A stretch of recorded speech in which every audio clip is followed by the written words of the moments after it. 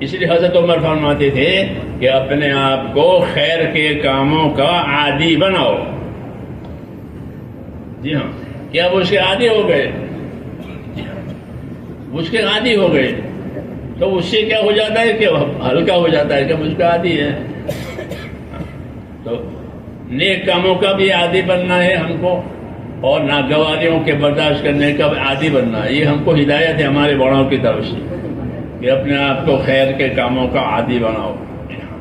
پھر جتنی ناگواریاں آئے گی اسی قدر ان کو درجات اور بلندیاں دی جائیں گی. اس لیے جنت میں جا کر ناگواریوں کے ختم ہونے کا شکر کریں گے.